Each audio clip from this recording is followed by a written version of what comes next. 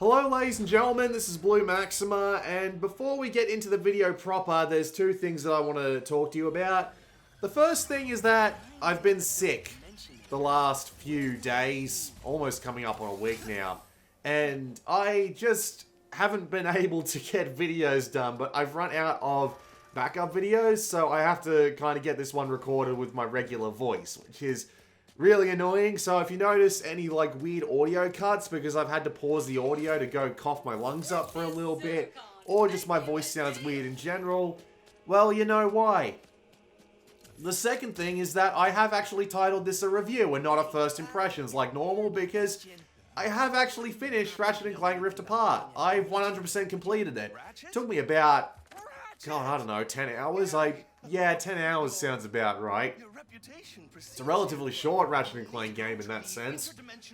With that said, let's start talking about it. It's actually been a really long time since the last one, and they even bring this up in the intro, but the plot is basically Dr. Nefarious is back. He's stolen Ratchet's Dimensionator, and he's going to use it to go to a new dimension where he's won. And you team up with a new Lombax and a new backpack robot in order to save the day, as always. It doesn't really get that much more complicated, and it's fine. It's a Ratchet & Clank game. It doesn't need to have a really complicated plot.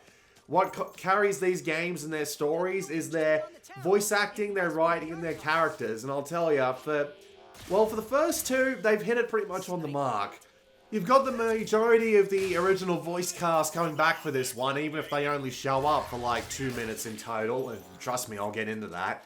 But everyone who is just in the mainline plot, whether it be the weird French version of, what was his name, Stinky Pete, or whether it's just Ratchet, Clank, or even the new characters like Rivet or Kit, or Emperor Nefarious, for example. They've all got really good voice acting, and the writing is still top-notch. It's still that great level of humor that you would expect from Ratchet & Clank, although it's not as dirty as it used to be. Like, I remember playing Ratchet & Clank 3 just being amazed that they let Insomniac get away with that shit. But no, it's definitely not the same with this one, unfortunately. There's only one or two, like, really obvious ones, but otherwise they've kept it around a PG level, and it's still good. It's still really good. There's definitely a fair few laugh-out-loud moments in this one. I certainly did. There's this one particular joke in the 3 pirate trials where it shows not only that they're capable of making good jokes, but they're able to pace them perfectly. It's a really simple joke, but they always bring it up at exactly the right time when you've forgotten what the joke was to make me laugh at it again. And there are multiple situations in the game like that. And it is legitimately still the absolutely great writing you would expect from this series. And yeah, as I said, the voice actors have all knocked it out of the park. The only downside is that if there are a lot of characters you like from Ratchet & Clank, there are a lot of them that tend to not show up for longer than 30 seconds. Like, I saw Skid McMarks in the first 30 seconds, and I thought, oh man, it's good to see him again. But then he turns out to be a completely different character in the alternate universe you spend most of the game in. And then on top of that, you got Captain Cork, who becomes Captain Quantum in this new universe, and Captain Quark gets about 2 minutes of screen time, and the new Captain Quark, Captain Quantum, gets about 5. And even then, the new Captain Quantum just doesn't have enough time for his character to really develop. That seems to be a major problem with this. Kit and Rivet, the new characters in this one, get more than enough screen time to flesh out a good plot. It's a simple plot. It doesn't really do that much in the way of twists, and the one big twist you can see coming from a mile away. But it's still a good plot. They still have a good banter, good dialogue, you know, that sort of thing. With that said, though, pretty much everyone else kind of gets the shaft. Captain Quantum only gets like 5 minutes. The Skid McMarks new character only gets 5 minutes. Dr. Nefarious does get a fair bit more screen time, but they just can't get much done with him for reasons that are plot relevant, so I'm not going to touch on them that much in this video. But he rarely gets that much time to himself. He does get a few, like, monologues here and there, and every time he's on screen, I'm always, like, really just glued to it. I love watching this guy. I love watching him perform, but yeah, he just doesn't get that much on screen time, unfortunately. And Lawrence isn't in this game either. I honestly don't know what happened to him. I've honestly missed him going, Lawrence! Or just, you know, like getting hit in the head and just constantly going into the, you know, the soap opera, or probably something like country singing a la Bender, but yeah, you get the idea. He doesn't do that much either.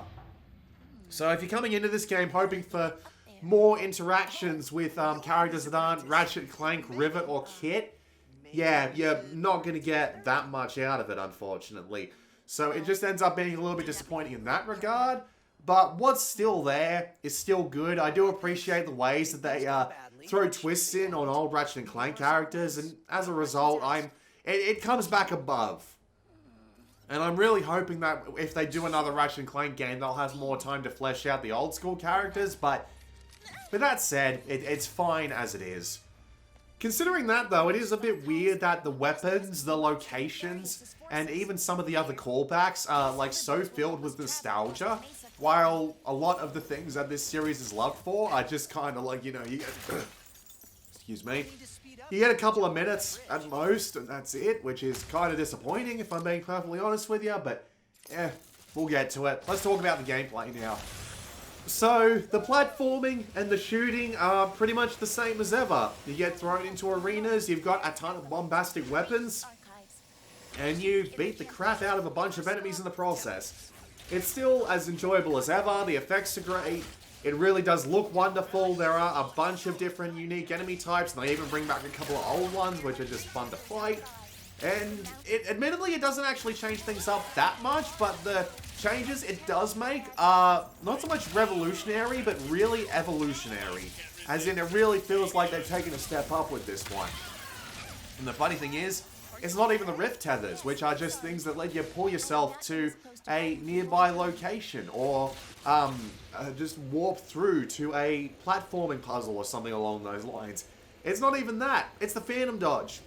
The Phantom Dodge is really special because it actually lets them really hike up the gameplay. It's a dodge. It gives you invulnerability frames, and you can't throw out too many of them at one time because they have like cooldown periods. But it's enough to really let the combat designers stretch their legs. It lets them get really aggressive with the enemies. It lets them add a bunch of new difficulties. I played this on the highest difficulty all the way through, and it is really damn challenging. The enemies are more than happy to swarm you if you aren't paying attention to your positioning. There is a ton of shots going out at any one time, and it's very hard to predict where all of them are going to be coming from at once. And as a result, you are going to be constantly moving, constantly shooting, and it is legitimately a lot of fun thanks to this new dodge. It's just that one little extra pinch of salt to make things that much more interesting. And as a result, it really gives you a lot more maneuverability, it lets the enemies be a lot more dangerous, and it just makes it a hell of a lot more fun as a result, and I am really enjoying the new change to the combat. And this, of course, naturally brings us onto the weapons, which are all great. They all have a ton of upgrades, they all have great effects when you're actually firing them. There's a lot of different types of them, everything from your regular sniper rifle and rocket launcher to the Ricochet, which has to be my new favorite, which just goes boing, boing, boing, boing, boing off an enemy like a pinball. It's just really satisfying to watch it happen. But yeah, there aren't that many new weapons in this one. A lot of them have been pulled from the old games. I recognize the Ratchet 3 ones, like right off the bat, but there are definitely some ones from the other games, like the Shatter Glove and the Pixelizer and a couple of other ones along those lines, you know? There are very few new weapons, but all the new weapons are still a lot of fun to play with. Especially the Ricochet, which has to be my favorite. It's like a pinball that just goes boing, boing, boing, boing, boing if you get the timing right. And it's really satisfying to pull it off. And of course, there's the Rhino A, which just drops a ridiculous amount of shit on the screen. But all the weapons have a ton of upgrades to do, thanks to the fact they've carried over the Raritanium stuff from Future, where you just fill in a grid, and the grid becomes bigger and allows you to fill out more as you play through. They do leave a fair amount of Raritanium lying around, but at the end of the game, I still had like 3 weapons I hadn't even been able to touch, just because there was so many upgrades to get done. They all have their own like really nice effects, like being able to shoot faster, being able to add micro missiles, being able to do a bunch of other just things that really make the weapons improve and feel better. There's a bunch of arena challenges that require you to use certain weapons, and as you're leveling those weapons up, they will definitely get easier as they go on.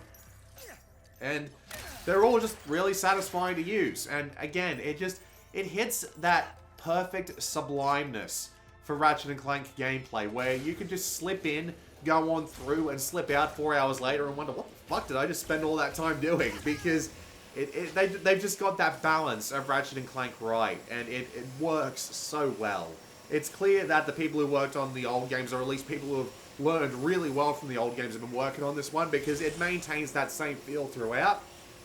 And through the 10 or so hours I spent playing this one, it was just almost smooth and sublime all the way through. I'll go on about that in a bit, but there are some other things I need to talk about. The planets themselves, a few of them are linear, and a few of them have a little bit of an open world thing going on about them, but you'll mainly just be going around getting collectibles. The collectibles are fun. Gold bolts actually get you a lot of unique little things, like different skins for weapons, bolts and all that. Filters for the screen, and if you get all 25 of them, hell, they actually let you do like infinite health and infinite ammo, which is actually like kind of surprising they will let you still have that.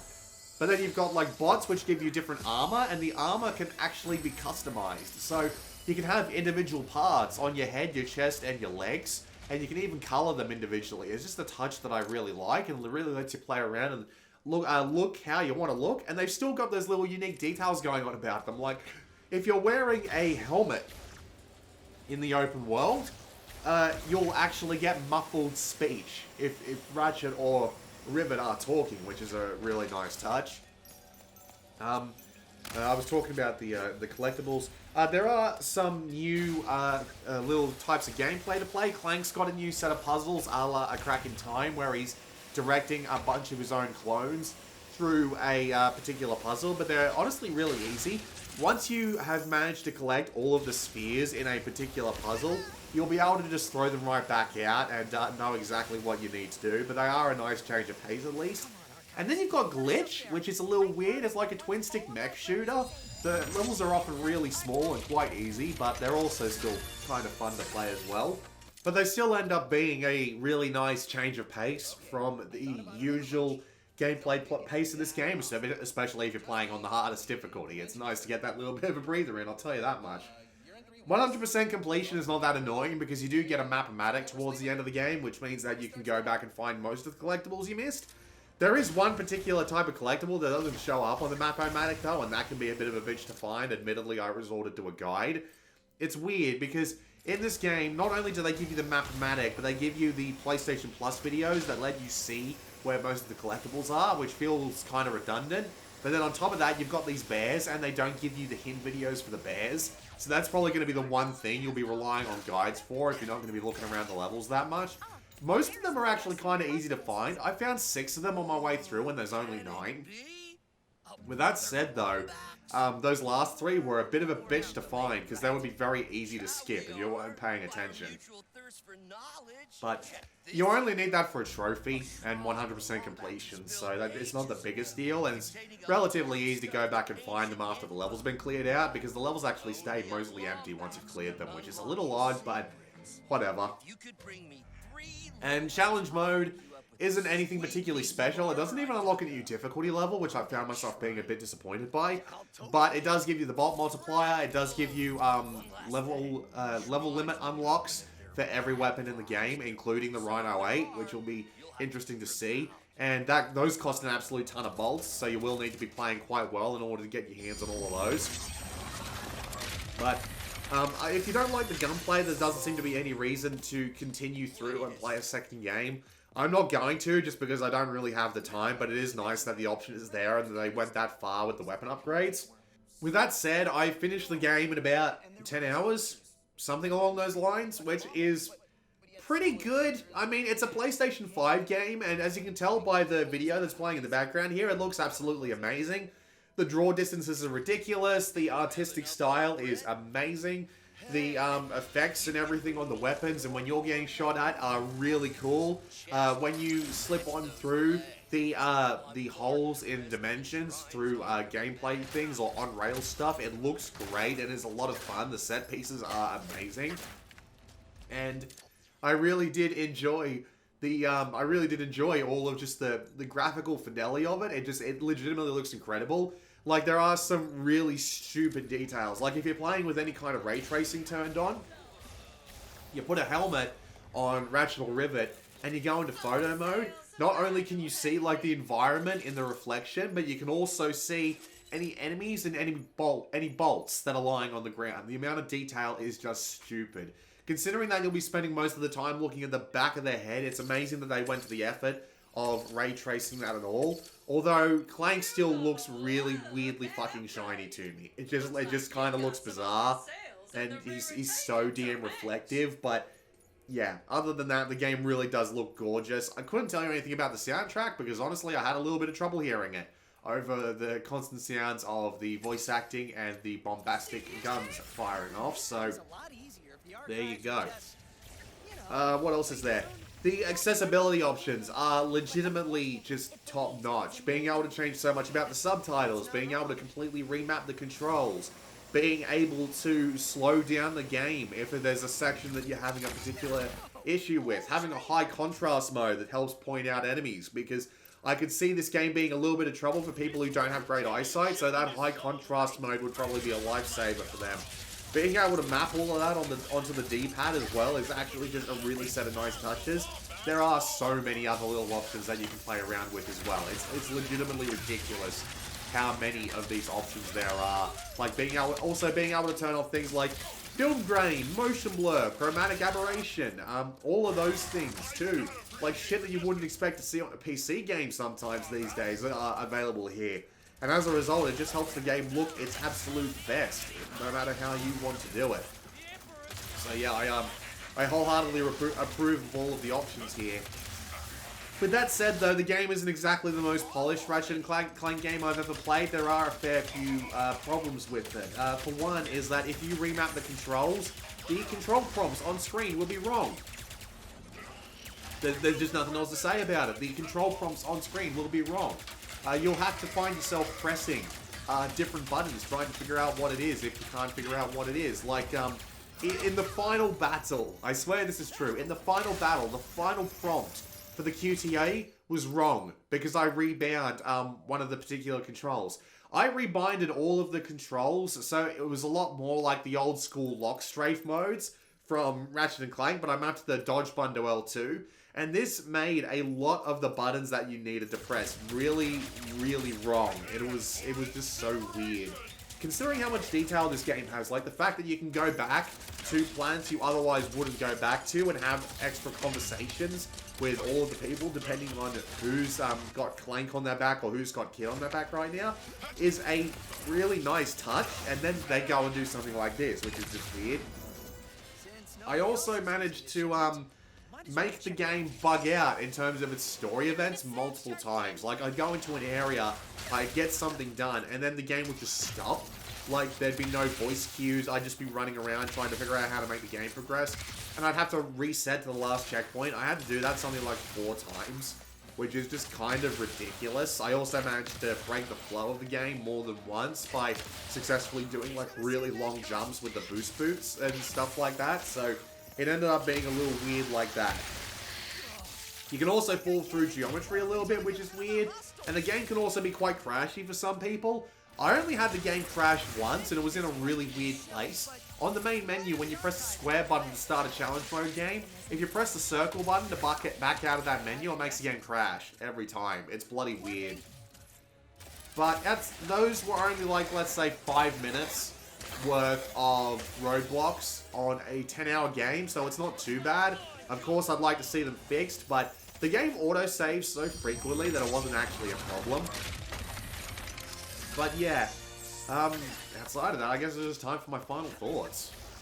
But yeah, I really liked Ratchet & Clank Rift Apart. I don't think it lives up to the PlayStation 2 ones, but I really do think it's high up there. I think this is like Tools of Destruction level of good, at least in my personal opinion. In fact, the entire game feels a lot like Tools of Destruction, just in the way that game generally progresses, its side content, and how the upgrades work, and all of that sort of stuff. It legitimately feels like Tools of Destruction in that sense. So if you like Tools of Destruction, you're pretty much guaranteed to like this one. The voice acting and the writing are still top-notch. There's a fair bit of nostalgia, although I'm a little bit disappointed that some characters only got like 2-minute cameos and that's it. I really do miss Captain Cork. I wish he was in this game a lot more.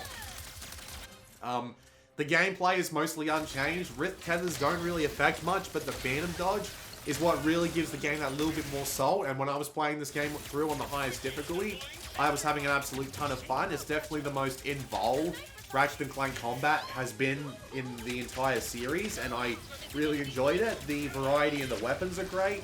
The side content is fine. There's not much that's particularly amazing, but it still does the job well enough. 100% completion is easy enough with a guide for those damn teddy bears. New Game Plus just gives you a few more guns to play around with, which is absolutely fine. And it's a little bit unpolished, but I find it really hard to blame it on them, because like 5 minutes worth of problems in a 10-hour playthrough isn't that much of a problem for me personally. It's a big game. It's a new new quote-unquote platform. It's their first major new game on this platform. I'm willing to give them a little bit of slack. So as a result, I'm really happy to recommend Ratchet and Clank Rift Apart. It is a really good game. If you have a PlayStation 5, you absolutely should pick this one up. With that said, this has been Blue Maxima. I'll see you all next time.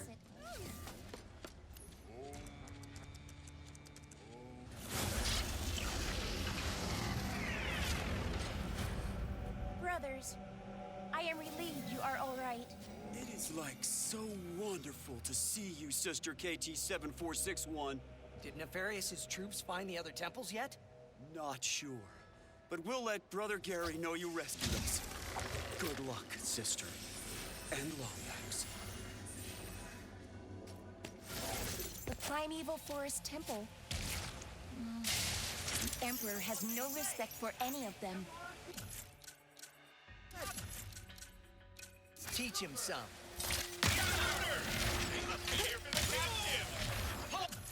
Them off for the Emperor! Do not disagree the wizard! I do not require additional input for it. That would not be... Yes!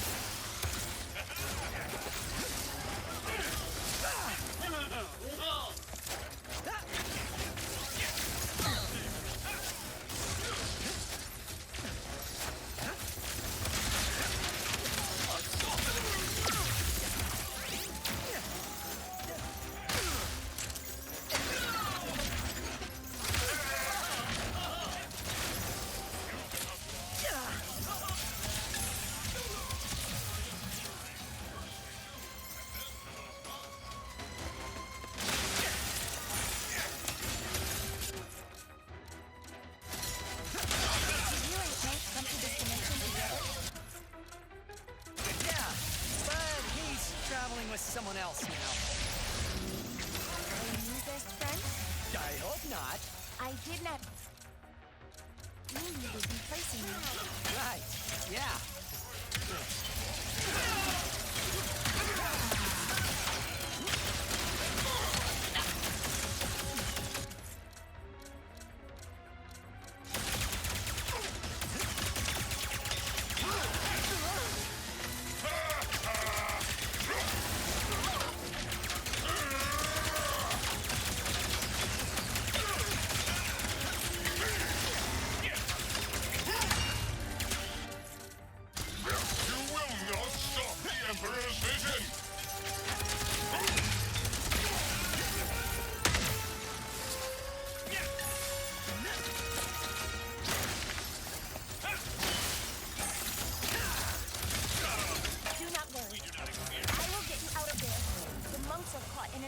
Ratchet, I must use that terminal to free my brother. This system is quite old and intricate.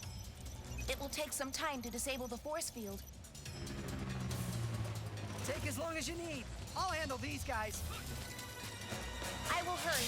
Troopers coming in the main entrance. No. That's on me.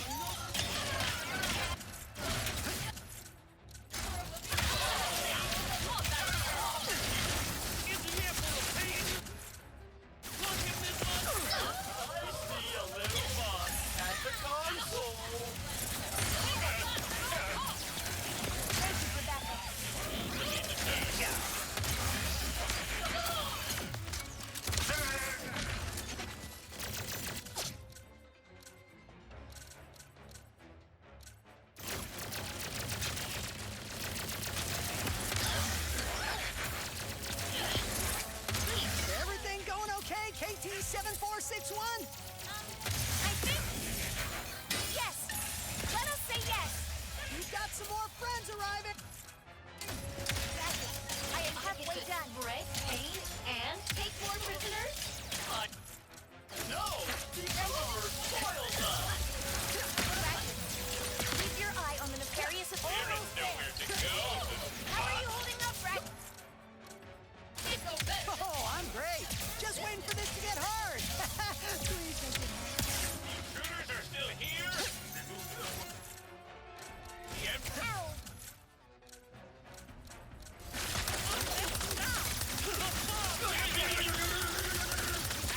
They just keep coming!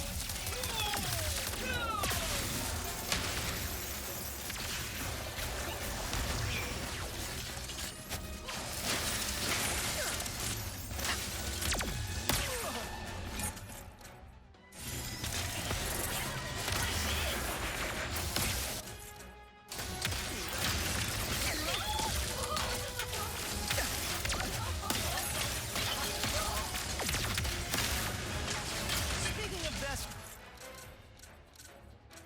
friends, you have one? That's a lightning rod. This is my squishy. Not gonna stop me!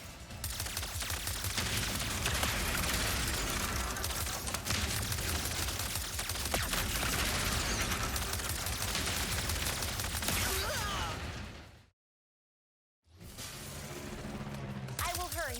Troopers coming in the main entrance! No, that's on me. Most displeased with the Lombax and Sloth.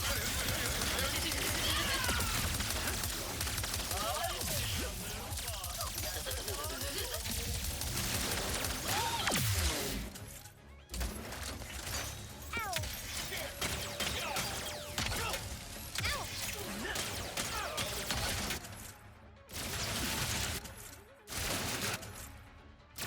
That is quite painful. Everything? We've got some more friends arriving! Ratchet, I am halfway done. Break, pain, and take more prisoners? I know! The Emperor spoils us! Ratchet, keep your eye almost there. Nowhere to go, little How are you spy. holding up? You should know better than to wait. Oh, I'm great! Just waiting for this to get hard! Please make it hard. The intruders are still here? Before the Emperor... finds out. They just keep coming!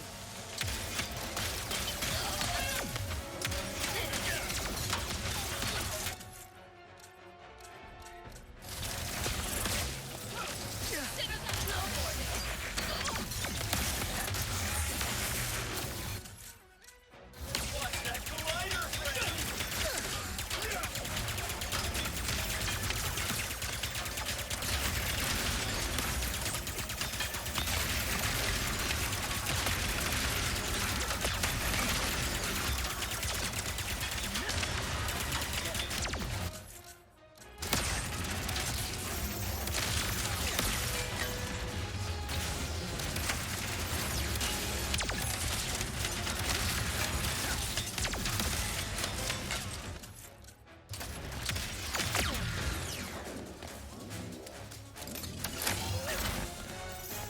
I am finished.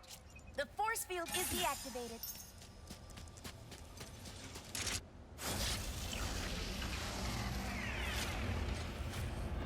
You saved us, Sister and Ratchet Guy.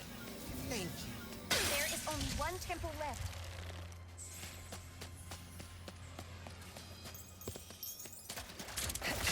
One more temple. Only one more. We'll find it. I promise.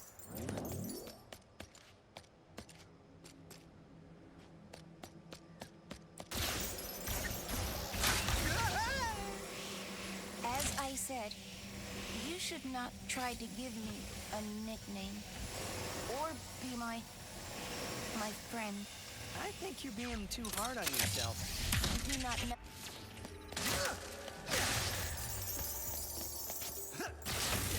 I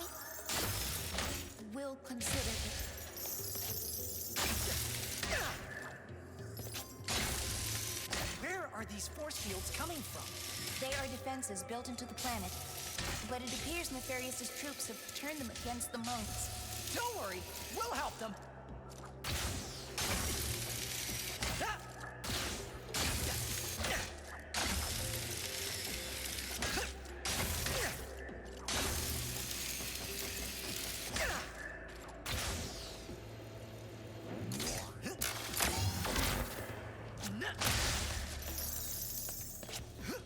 All right.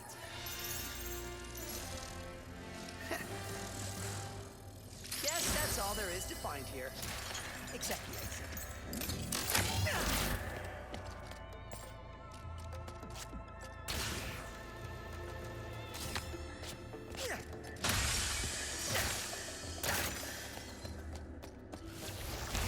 Oh no! A Zeta virus! I cannot access the terminal without risking contracting it. My little friend Glitch can take a look at it. Here, let me see.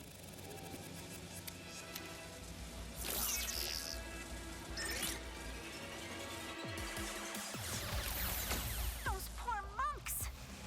Okay, I just need to delete the pods, which will clear out the infection and free those boys for Ratchet. That is no problem, because you know what you've got, Glitch. You can shoot now, too? No problem. I can find some cover.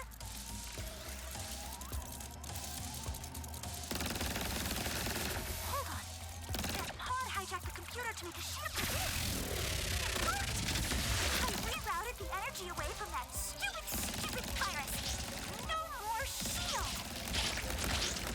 They're multiplying too fast! I gotta get to higher ground!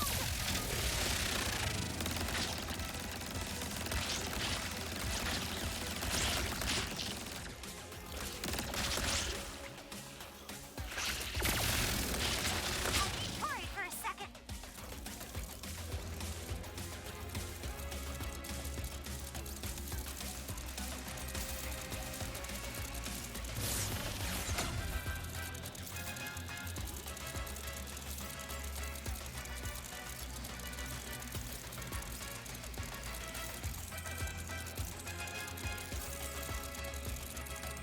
Yikes! I'm wide open out here! Gotta keep looking in there, little monks! Or big monks, sorry! Wait, they can't hear me.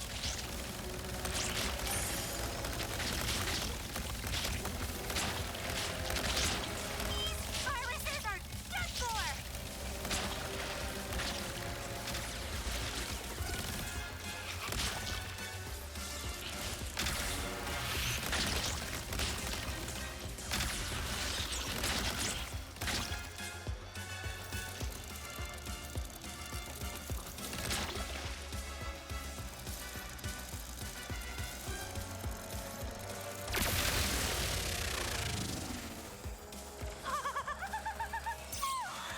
Last time wasn't a fluke after all. I am good at this.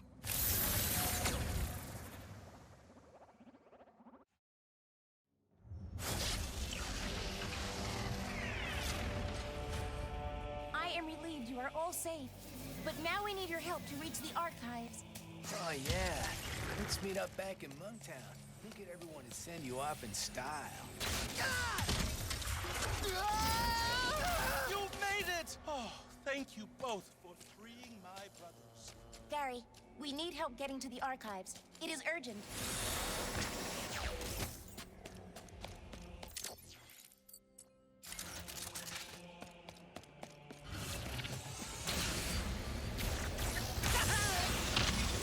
Faster, Ratchet! You bet!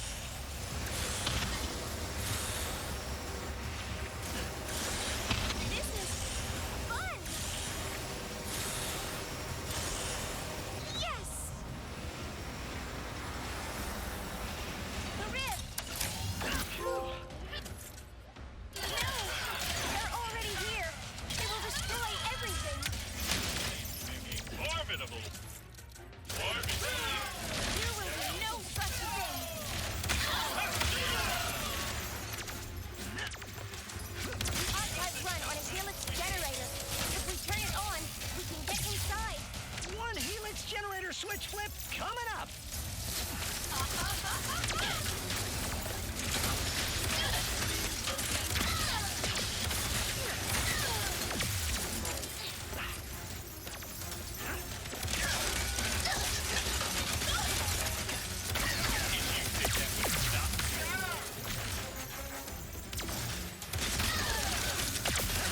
The knowledge in here is precious. They might damage it.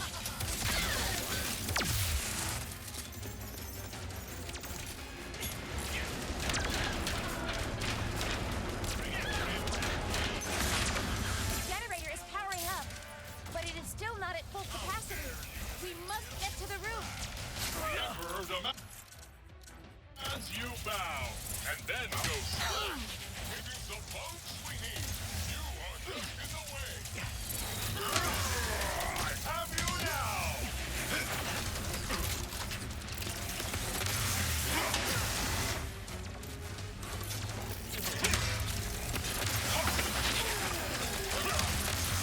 Say all hail the Emperor! Say it!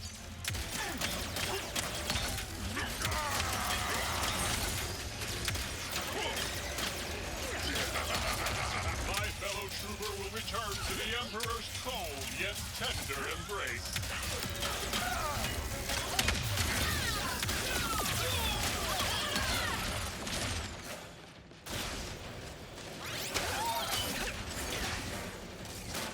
Cannot get the force field is powering down. There! The archives are now open.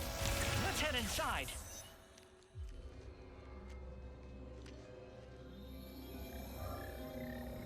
Oh, good. The dimensional map is safe. I'd know this writing anywhere. Lombaxes. They must have built this. My dad was the keeper of the Dimensionator. The original one, anyway. He gave everything to keep it out of the wrong hands. Sorry, Dad. Do you miss them? The Lombaxes? Kinda hard to miss someone you've never met. But, yeah. Yeah, I guess I do. I understand. Perhaps one day you will find them. Let's figure out if we can even build the Dimensionator first. Can we? Yes.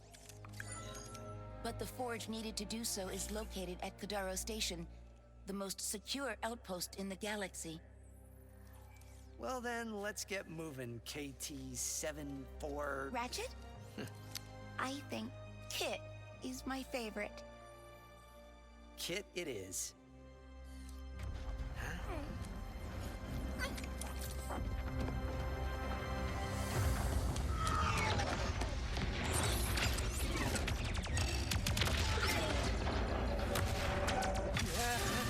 No!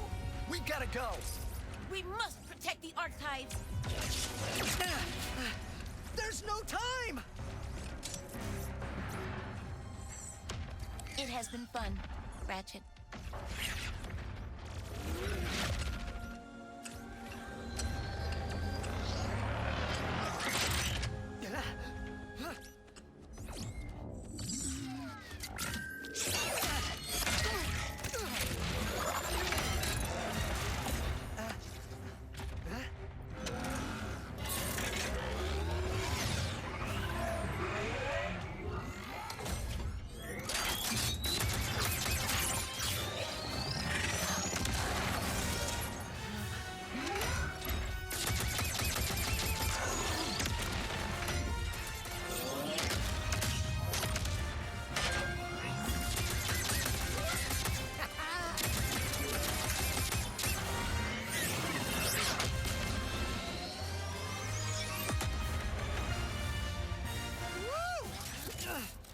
Was amazing! Kit!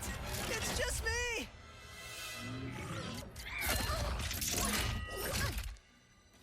I told you, I do not make a great partner. Sure, that was intense, but it was kind of awesome. You do not understand. You are not safe around me. I was built to be a weapon, to keep the Emperor's galaxy secure. One night on patrol, I spotted a rebel in the Imperial Zone. So I tried to stop them. That is what I was built to do. Hurt. I am here to keep everyone safe from me. And that is why I cannot come with you. Well, at least this mission worked out, huh? Yes. I suppose it did. And if I remember correctly, our promise was that if this mission didn't go badly... You want to stay a team? You are very strange, Ratchet. I've been told that a time or two. Team? Perhaps. Just this once. Yes, I will try.